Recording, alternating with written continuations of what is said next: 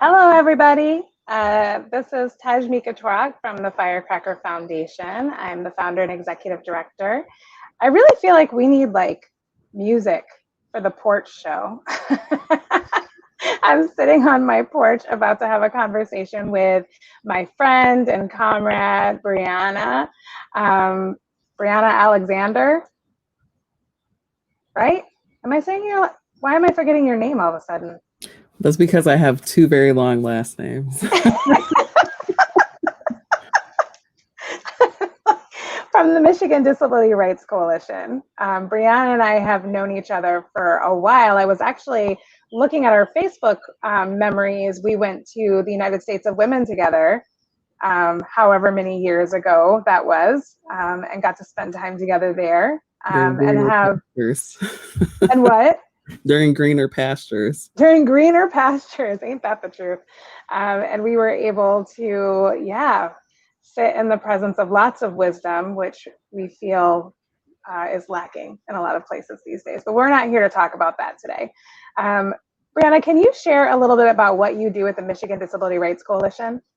Yeah, so I am the Disability and Racial Justice organizer, and my job is to lead a program called LEAD, which is the Leadership Engagement and Advocacy Development Program funded by the Michigan Developmental Disabilities Council. And our project really focuses on supporting and resourcing historically marginalized communities within the disability community.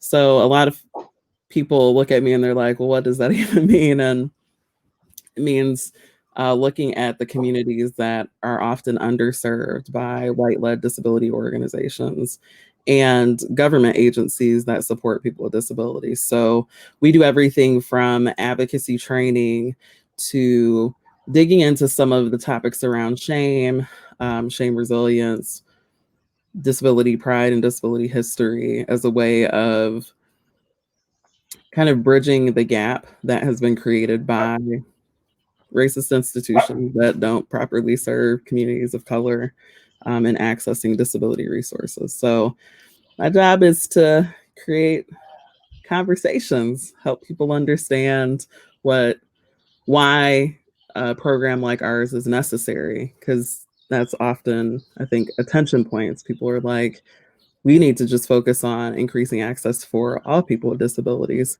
which I think it's both and. I think people with disabilities are resoundingly under-resourced, under-supported, and marginalized still. But I also know that for people of color, it becomes an on the margins of the margins conversation where we know that they're least likely to be served and are not served in the same ways that white people with disabilities are served. So I'm here to create problems. Right? It's so funny. I was joking with my family that my father-in-law, whenever he talks to me, he says, he always greets me with troublemaker. He's like, how you doing, troublemaker? He's like, keep making trouble. So I feel you on that. And I think in this moment in time when we are talking about police structures, law enforcement, and defunding the police, what I feel like many people might be missing is the disability conversation about how over-policing Black people impacts Black people who are living with disabilities. And can you speak to a little bit about that? Yeah, I don't have the statistics off the top of my head, so I'm not going to reach into. We're on the porch, y'all. If you can't find it, Google it, okay? This is your time to do the work. So trust and believe that Breannah knows what she's talking about and go and find it yourself. I mean, the thing that I don't need the statistics in front of me to say in an absolute sense is that we know that when police are called to the scene of people that are experiencing mental health crises, when the person experiencing the crisis is a Black person, they're more likely to end up dead than if they're white. We know that often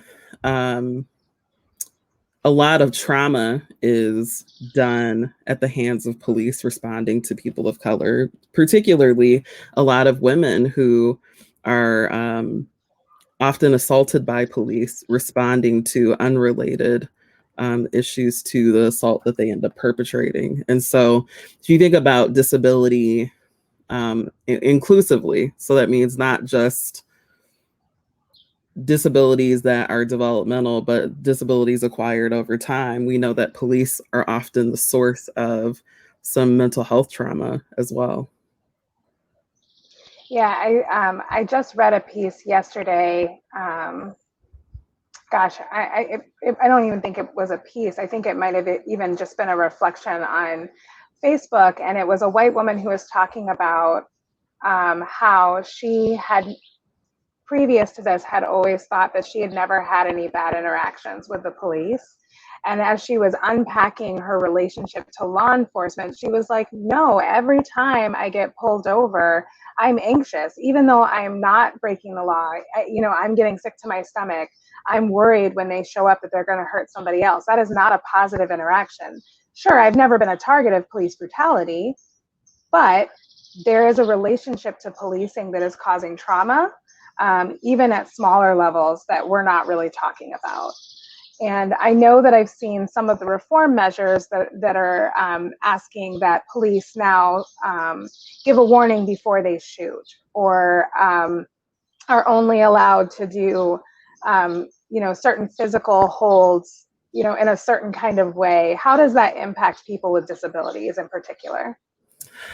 Oh, goodness. I mean, You're like, how much time do we have? because it's kind of a thing of like, do you even cover the impact, or do you cover the fact that they never follow these procedures? Right. Right. So I think about some work that I did a few years ago with the Grand Rapids Police Department, who, you know, all police departments are notorious in their own ways, but I would say Grand Rapids Police Department is kind of notoriously violent towards Black people in the Grand Rapids area. And so I remember doing some work that looked at, okay, how do we make police less violent? Right. Mm-hmm. We used different language at the time because it was like, let's call them in instead of calling them out. But I just want to point out that, one, I studied criminal justice for a large stretch of my post-secondary education. So I was in classes with people who were future police preparing for the police academy. And I can tell you two things. Most people that sign up to become police aren't necessarily thinking, how do I make sure people survive this experience? That, the people that I'm policing, how do I make sure that I don't do harm? Most of what is implicitly taught in a lot of those courses is, how do you profile people quickly? How do you think quickly?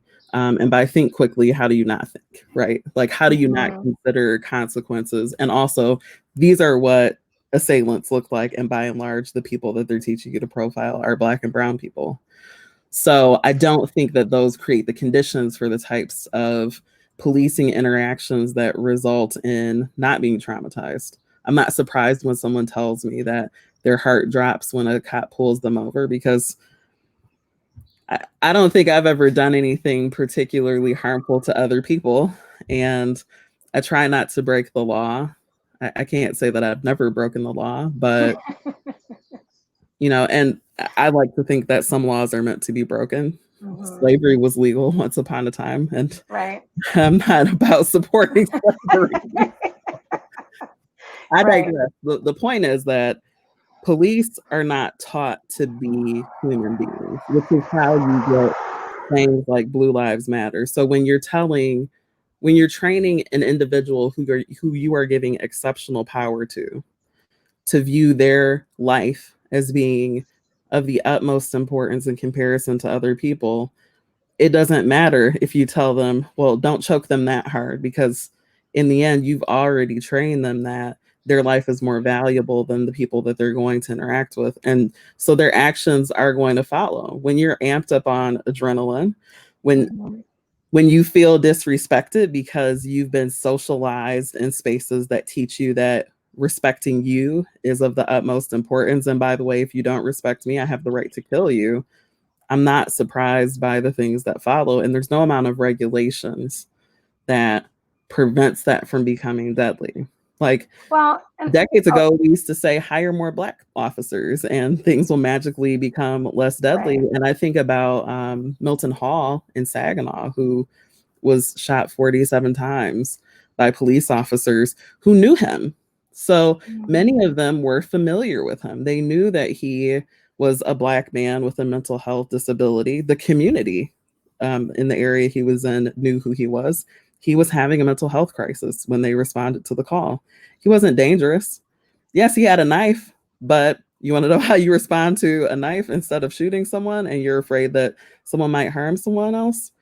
You maybe don't call in a ton of police cars to that doesn't de-escalate anything. And so I Right. don't think that the issue Well, is that and we know that the same thing happened with Eric Garner, right? They had the NYPD had already had a measure that said that had banned chokeholds, and he was murdered being in a chokehold with 4 or 5 other officers who knew that that was against the rules, standing around watching. So, like, we know that even when the reform measures are in place, their police are not policing themselves anyway. and excessive force has always been a measure of caution taught to police. So it's not like we need to pass laws about excessive force. You're trained that this is what constitutes excessive force. Does the response that you're about to give to someone that you're having an interaction with justify itself in the end? So it's not like police are walking into situations like, I'm not sure how to approach this. It's, you know how you want to approach it and you're going to do what you're going to do because you know that in the end you have the power and you'll never be held accountable for your actions. So Yeah. sure, don't choke this person. You also Mm-hmm. knew that you weren't supposed to choke them to death in the first place. Right. And also when we know that, you know, you give a warning to someone who that is deaf or who is nonverbal, or who is in the middle of a mental health crisis, if our systems are not in place in a way that are accessible across the board to all of our community members, then that's not a reform measure that's going to work anyway. Right. So, like, what does it matter if you yell out before, you're still like, it doesn't change the fact that you're about to shoot somebody just because you give them a warning.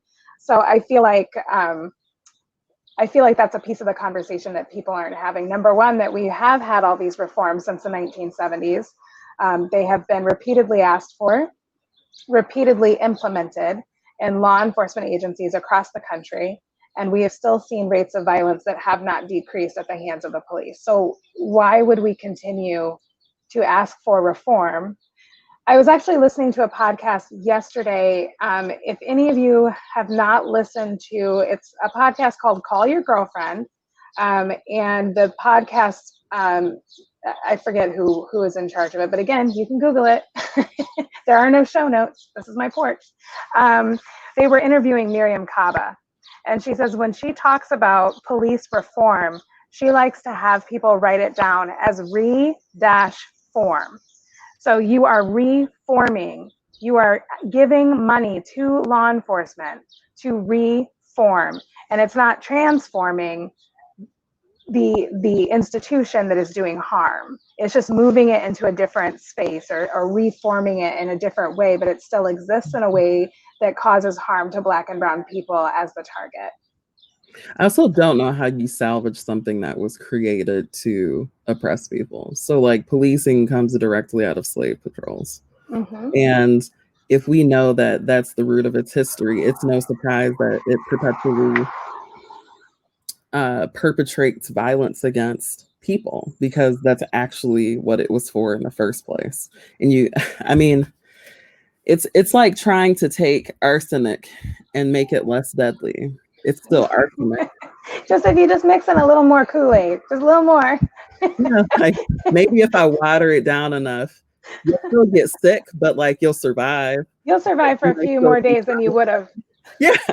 Like, but if you keep drinking it, you're still gonna die over time. Your organs are gonna shut down, and that's to me what people are asking for when they ask for police reform is you're asking to reform something that isn't broken. Like, it's not broken. It does what it was designed to do.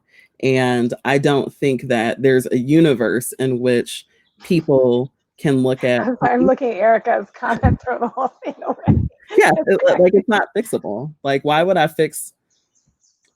I could use so many metaphors because I feel like growing up with a family that's from Mississippi, it's like I've seen someone try to fix something that's broken over and Mm-hmm. over again. It's like, how much money are you going to spend until you throw the whole thing away?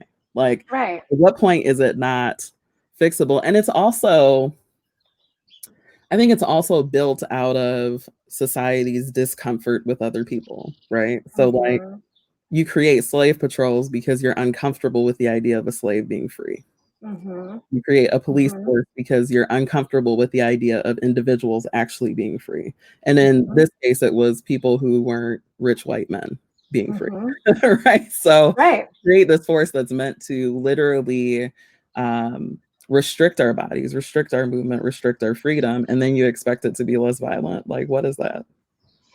Uh, so I recently learned a new phrase, um, and it's or a term, and it's propaganda instead of propaganda. And I was like, "Yo, that changed my life." I was like, so much makes sense. So my son and I have been watching The Innocence Project on Netflix, and my husband too. And one of the things that we learned about policing is how much forensic science isn't as accurate as we've been led to believe by these true crime shows, by these, whether they're fictional accounts or nonfiction. We've been led to believe that these things are very accurate. And so one of the things that I've also been reflecting on with my family is like the success of policing isn't even that great. When you consider that it's like 60% of violent crimes are solved, when you consider that most violent crimes happen at the hands of people you already know, that's actually a really low rate of when we already know that the person who is targeted is going to target someone they already know. To Mm-hmm. only solve 60%, like what is happening there? And then to know that like 1 out of 9 people put on death row are have been found innocent by the Equality Justice Initiative.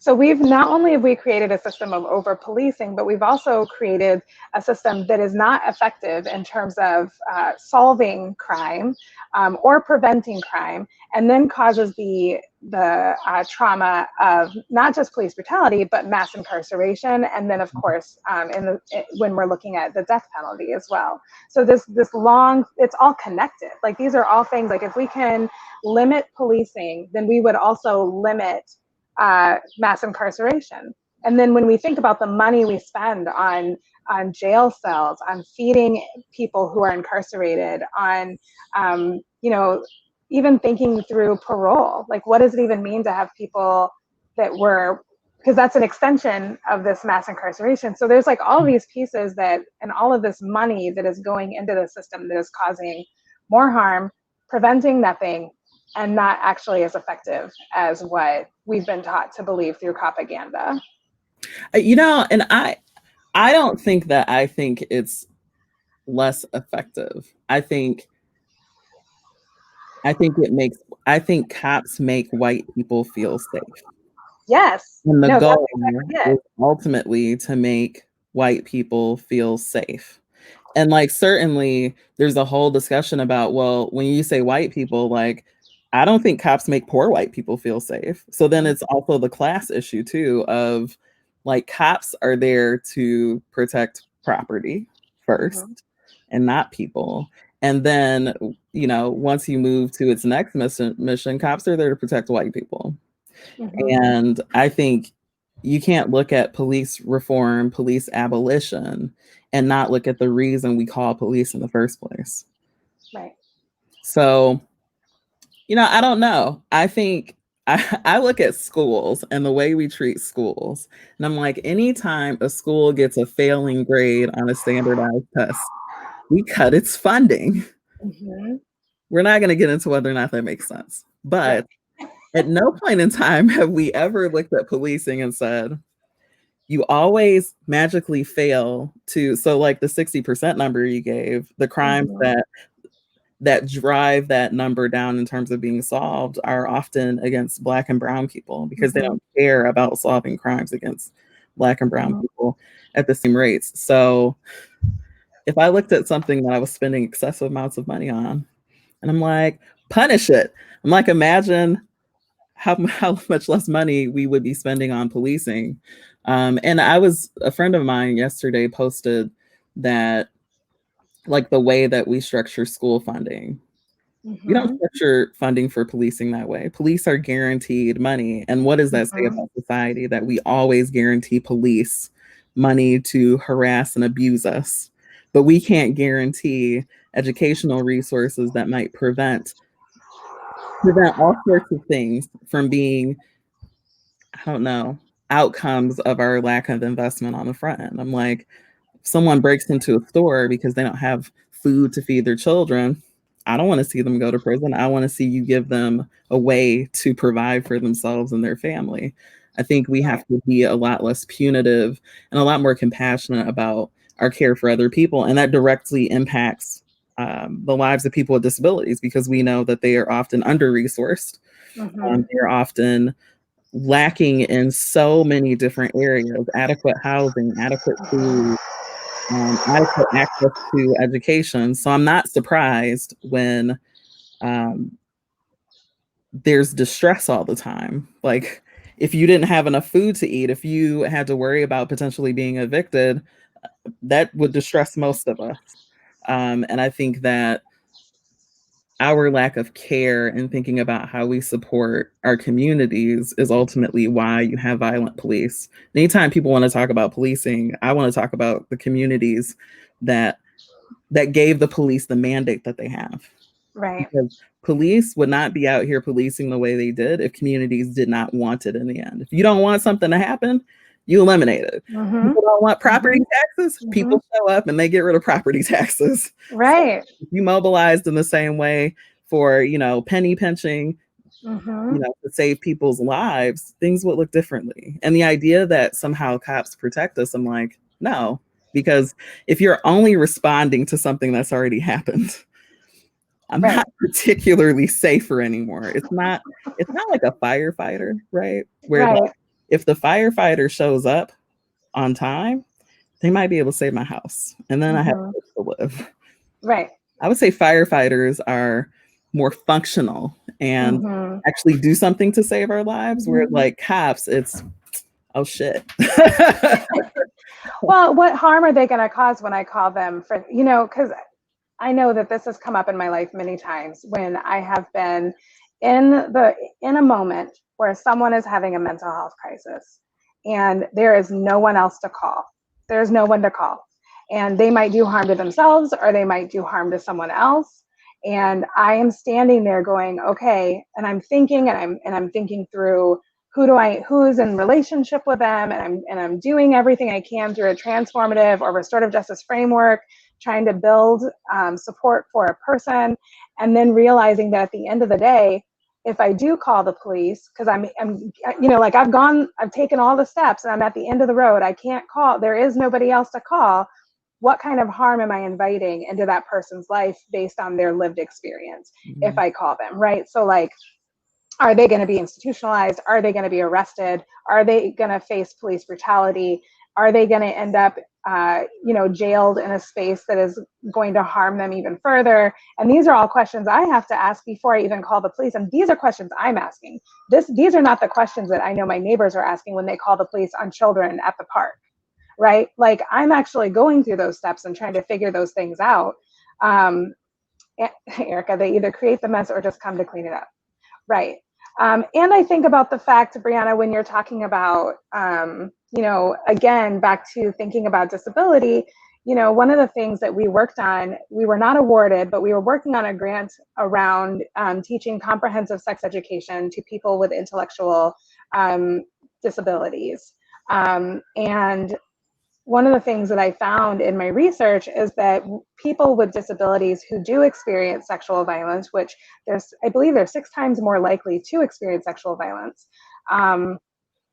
don't report, or they do report and they are not believed because law enforcement does not trust their ability to understand what happened to them, to report truthfully, to report fully, to be able to build a case.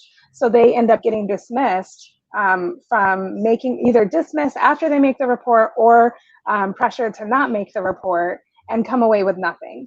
And so when we think about the these intersections of like how is our law enforcement actually serving our community, they're not, like you said, they are not serving our entire community. They are serving those who they were meant to serve.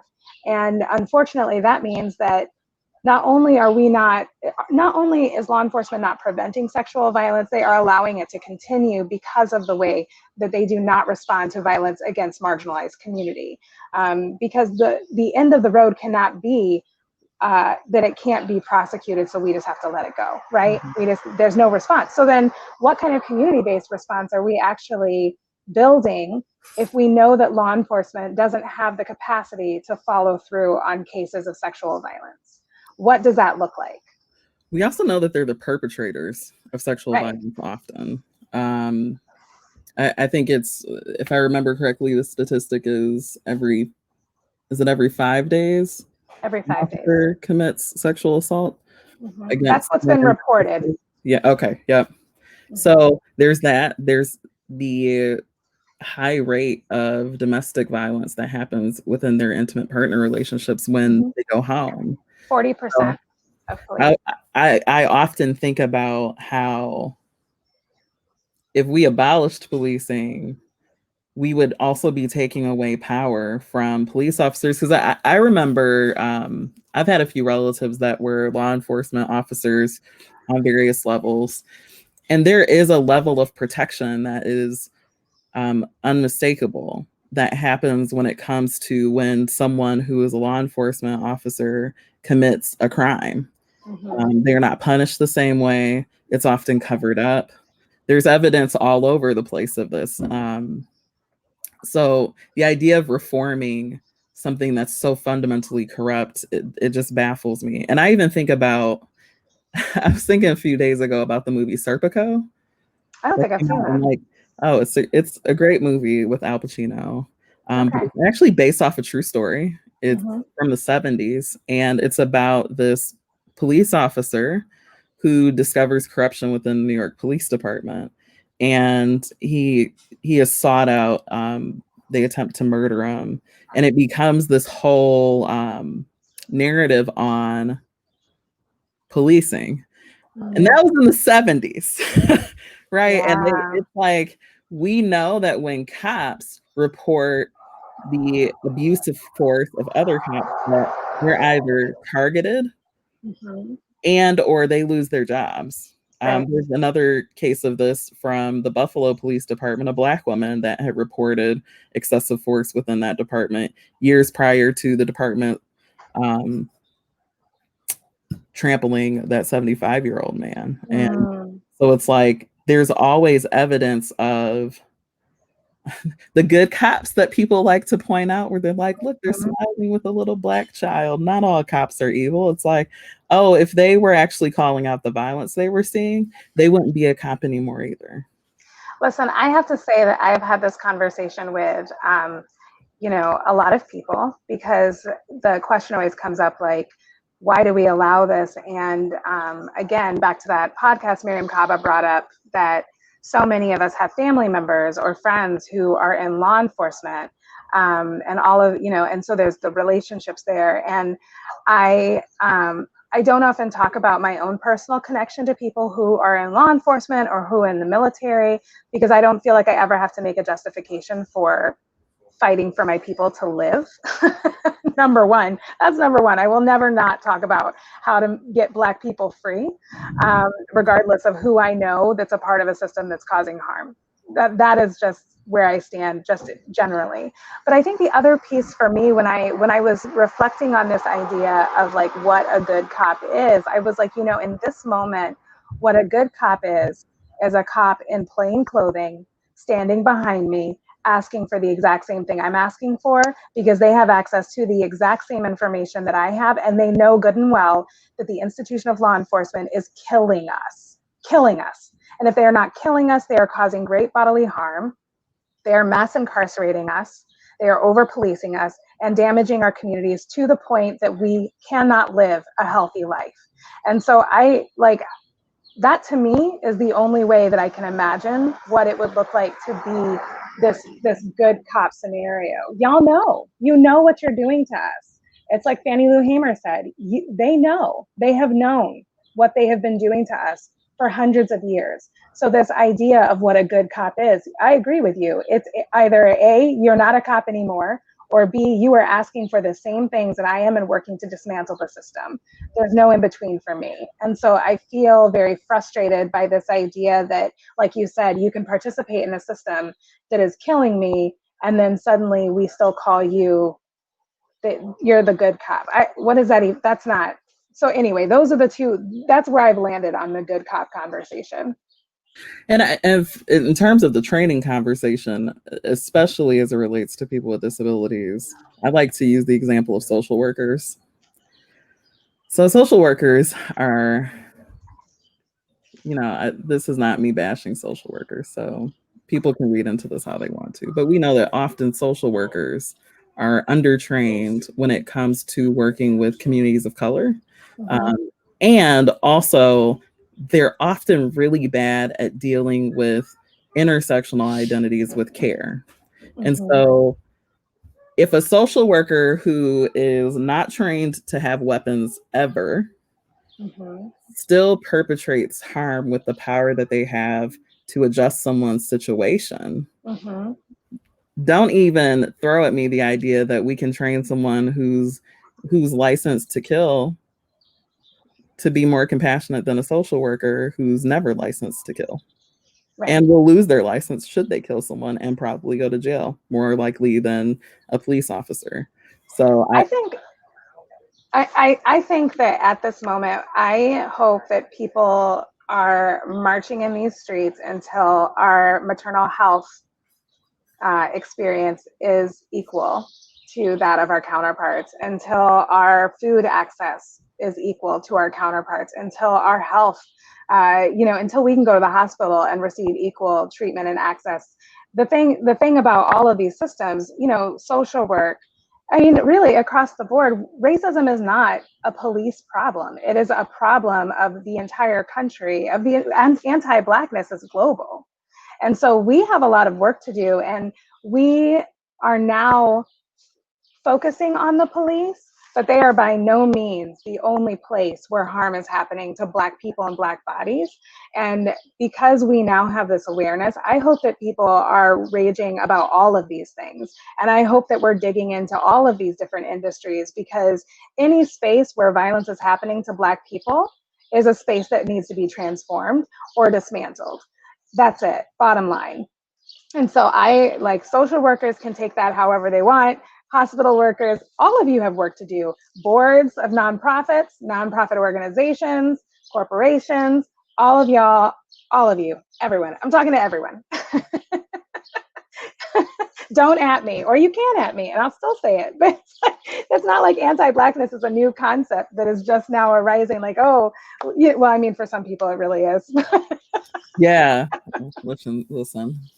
That's a whole nother conversation. Uh, Breannah, I know you have to jump on a call at 1. We have about 5 more minutes. And so I will definitely have you back. I feel like more people could just come and hang out and listen to me and you talk. Because first of all, I love talking to you in general. I just thank you so much for always being such a thought partner with me and for always challenging me as we have these conversations to think about all of the nuance, because there's always so much nuance that is so important that we're looking at a wider picture. So I just appreciate you so much. Is there anything that you would like to say to people before you go? yeah, well, one, Tajmika, thank you for always creating the space that doesn't exist, and whether people like it or not, right? I think one thing that I sit with often is that we have to live with the way that we walked the earth and moved space on the earth. And I think a lot of people need to reflect on what they've allowed to happen on their watch. I think Mm-hmm. often the retort that I see a lot of people hitting me with this week, now that they've hit the racial justice conversation fatigue, is, I'm not actively racist. I've always been anti-racist. And I'm like, no, anti-racism is action. You don't passively engage in anti-racism work, just like you don't passively engage in social change. And I think that's been one of the mistakes that a lot of people, trainers included, because I've definitely been thinking about the way that I've trained people on racial equity in the past. And I'm like, you know what was missing this entire time? Accountability. I don't want to train you on how to create racial equity minded systems when you are not willing to be accountable for the harm that you've caused. And I think naming the harm, sitting with how you've created harm, all of us in our lives, whether we meant to or not, perpetrate harm against other people because we live in a society that teaches us that. And so I think the more people are willing to own their shit, and I mean sit with it and sit with the discomfort of it, I think the further along we'd be societally. We can't we can't do work to combat racism otherwise. I also think that conversations that don't talk about white supremacy, but talk about any sort of change work that affects ableism, racism, is not work that's going to sustain itself, because I'm not interested in helping people feel better about their ancestors. I'm like, you can have shitty ancestors and do right. Right. Absolutely. You can acknowledge that the things that positioned you and situated you the way that you are were messed up, but also then take your resources and shed the power that you're hoarding from other people. And I think white people realizing that, like, you come into this earth hoarding power unintentionally, and then you codify that the older you get, is important, because I think white supremacy harms white children too. And Absolutely. I want white parents to sit with that too. Like, I want them to sit with what does it mean to raise your child to hate? Because you have to actively raise them not to. Yeah. So Yeah, I think that that is a wonderful call to action for anybody who is watching this now or in the future, thinking about what actions you are willing to take, what power you are willing to let go of, and how you're willing to reflect on the harm that you've caused in the past and be accountable for it. And I am in a similar place where I am not necessarily willing anymore to give trainings on racism and how sexual violence, impacts Black people or marginalized communities, because I feel like we're in a space where that's like 101, and we are now past that. Now we need to start talking about, what are y'all about to do about it? Like, let's talk about what the steps are to dismantling the system. And that might mean that some of you have to not work in your position anymore. That might mean you might have to give up that board seat. That might mean that you have to release some of the wealth, because Black people deserve freedom, and freedom means that, like, we are not having those conversations anymore because y'all aren't willing to show up and do your own work. I was listening to Sister Sister Dr. Alexis Pauline Gums is doing I might send this to you, Breannah, if I haven't already. The Kambahi Through Line is this webinar meditation series. It's beautiful. And she was telling the story of how Harriet Tubman had a dream that, and I'm sure you know this, but that her people were free, that slavery had ended, and that her people were free. And so she stopped talking about it as if it was a vision and more as if it were present tense. And so she says, my people are free. And so the whole meditation, I'm getting goosebumps even thinking about it, was just about how is just a chant. My people are free. My people are free. And what would we ask for if we believed that Black people were free? We wouldn't ask for reform. We wouldn't ask for you to only choke us for less time or only in certain states where it's legal. We wouldn't ask for you to call out for us to not shoot us right before you shoot us. We would be asking for freedom. And so I just want to challenge anybody who's listening and who's calling your mayor and calling the city council and asking to defund the police, that you think about what Black people deserve if you believed that we are free right now and not in the future, not waiting for something to happen, not patient for and waiting for freedom to be bequeathed unto us, but that we are free now. It is unequivocal. And we have no questions about whether we deserve that freedom. What would we ask for if that's what we believed? I have one more call out for white people that need to imagine that it's their children. Stop that shit. I didn't need kids to know that kids didn't deserve violence, and you shouldn't need kids either. So please find a way to center humanity different, because children don't deserve violence and they're often the recipients of it. But also, you shouldn't need a child to understand that that's bad. Absolutely. Thank you so much, Breannah. I hope you take really good care of yourself. I love you so much. Yes, yes. Hope to see you soon. Yes, we'll see each Maybe other. we can have one of these conversations with alcohol. You know I'm down. You just let me know when. After 5, though, so it doesn't confuse my employer. It's a recording. No, I'm just kidding. After 5. I will invite you back. Next time we'll do it after 5. We'll have a porch cocktail hour. Yeah, and I we don't know why I didn't do that from the beginning. White supremacy and alcohol go hand in hand. Yeah, that sounds good. Take care, my friend. You take care. See you later. Bye.